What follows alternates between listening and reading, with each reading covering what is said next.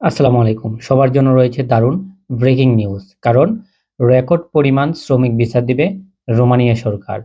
২০২৫ সালের মধ্যেই রোমানিয়া সরকার ঘোষণা দিয়েছে তাদের দেশে প্রায় ১,২০,০০০ শ্রমিক শুধুমাত্র ২০২৫ সালেই নিবে।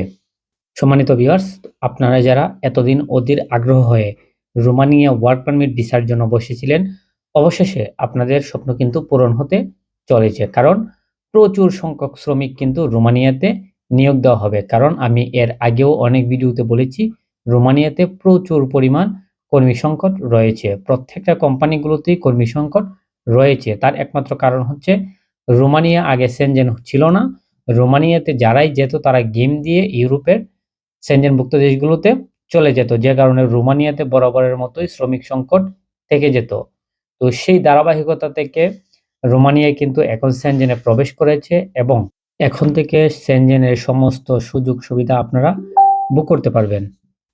কাজেই ২০২৫ সালটা আপনার জন্য হতে পারে একটা দারুণ একটা দিন বা দারুণ একটা সময়। আপনারা যারা ওয়ার্ক পারমিট ভিসা নিয়ে ইউরোপের সেনজেনভুক্ত দেশগুলোতে যাওয়ার স্বপ্ন দেখছেন, রোমানিয়া হতে পারে স্বপ্ন পূরণের একটা মাধ্যম বা স্বপ্ন পূরণের একটা রাস্তা, পথ, যাই বলেন না কেন। তো কিভাবে আবেদন করতে হবে, কিভাবে কি করতে হবে বিস্তারিত এই ভিডিওতে বলে দিব। অবশ্যই ভিডিওটি না টানিয়ে পুরোপুরিভাবে দেখতে হবে। তার আগে আমি বলে নিতে চাচ্ছি, যারা এখন পর্যন্ত চ্যানেলটি সাবস্ক্রাইব করেননি, অবশ্যই চ্যানেলটি সাবস্ক্রাইব করে পাশে থাকা বেল আইকনটি বাজিয়ে দিবেন পরবর্তী আপডেট ভিডিওগুলো পাওয়ার জন্য। আমরা সকলেই দেখেছি বিগত দিনগুলোতে রোমানিয়াতে যাওয়ার জন্য অসংখ্য মানুষ কিন্তু বিভিন্ন এজেন্সিতে ফাইল জমা দিয়ে দৌড়াদৌড়ি করেছে। কেউ ১ বছর, কেউ ২ বছর, কেউ ৩ বছর কিন্তু দৌড়াদৌড়ি করে অবশেষে কোনো রেজাল্ট পায়নি। পরবর্তীতে ফাইলগুলো তারা ব্যাক নিতে নেওয়া হয়েছে। কারণ হচ্ছে কি? যে এজেন্সিগুলো কাজ করেছিল বা যে এজেন্সিগুলোতে জমা দিয়েছিল তারা কিন্তু সঠিকভাবে কাজ করে নাই। আপনার ফেক ওয়ার্ক পারমিট দিয়েছে, সাপ্লাই কোম্পানির পারমিট দিয়েছে, যে কারণে কিন্তু ভিসা হয় নাই। তো ২০২৫ সালে যেন এইরকম কিছু না হয়, সেই জন্যই আপনাদের উদ্দেশ্যে আমার এই ভিডিওটা। তো কিভাবে আপনারা সাকসেস হবেন এবং কিভাবে ১০০% ভাবে আপনারা নিশ্চিত ভিসা পাবেন, তো সেই জিনিসগুলো আমি আপনাকে এখন বলব বা আমার ভিডিওতে তুলে ধরব। তো আপনারা যারা ওয়ার্ক পারমিট ভিসায় আবেদন করবেন, ১ম এই আপনার প্রয়োজন হবে একটা পুলিশ ক্লিয়ারেন্স। আগে থেকে আপনি একটা পুলিশ ক্লিয়ারেন্স রেডি করে রাখবেন, যেন যখন আপনি ওয়ার্ক পারমিট ভিসার জন্য জমা দিবেন, যেন শুরুতেই আপনি এটা দিতে পারেন। তারপর হচ্ছে আপনার যে সার্টিফিকেট গুলো আছে, এগুলো অবশ্যই সত্যায়িত করে নিবেন ফরেন মিনিস্ট্রি থেকে, এডুকেশন মিনিস্ট্রি থেকে। সবগুলা সত্যায়িত করে আপনার যে অন্যান্য কাগজপত্র আছে ছবি সহকারে যা আছে এভরিথিং, আপনার কাগজপত্রগুলো আপনি সত্যায়িত করে নিবেন। যেন পরবর্তীতে কোনো ঝামেলা আপনাকে না পোহাতে হয়, যেন আপনার কোনো কাগজের কারণে যেন ভিসাটি রিজেক্ট না হয়।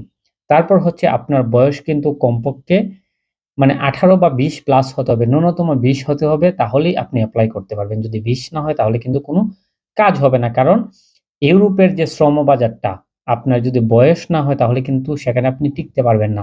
যদি আপনার বয়সটা একটু বেশি হয়, আপনি কর্মঠ হন, তাহলে কিন্তু আপনি টিকতে পারবেন। তারপর হচ্ছে অবশ্যই কোনো একটা কাজের উপরে আপনাকে স্কিল থাকতে হবে। যেকোনো কাজের উপরে, এনি কাজ।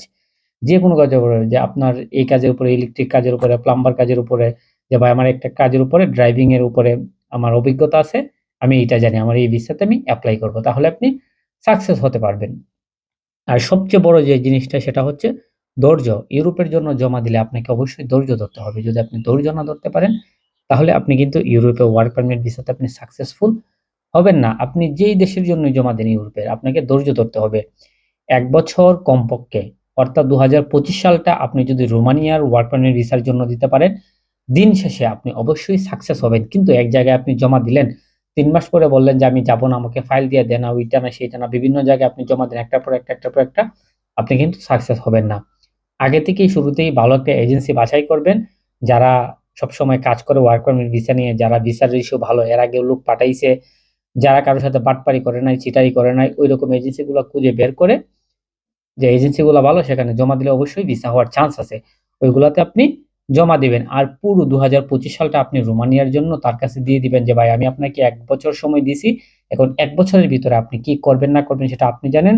দিন শেষে অন্ততপক্ষে আমি যেন এম্বাসিতে দাঁড়াইতে পারি এবং হচ্ছে আমার একটা যেন আমি রেজাল্ট পাই যে ভাই ভিসা হইছে কিনা না হইছে, এটার যেন একটা রেজাল্ট পাই।"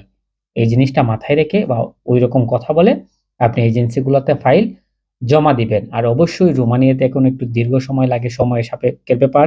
রোমানিয়াতে সময় লাগে সেটা সবাই জানে। এর আগেও এইরকমই সময় লেগেছে। তো এরকমভাবে যদি ফাইল জমা দিতে পারেন, আমি আশা করি অবশ্যই আপনি সাকসেস হবেন। তো আশা করি আপনারা জিনিসটা বুঝতে পেরেছেন আর ফেক এজেন্সিগুলোতে জমা দিবেন না।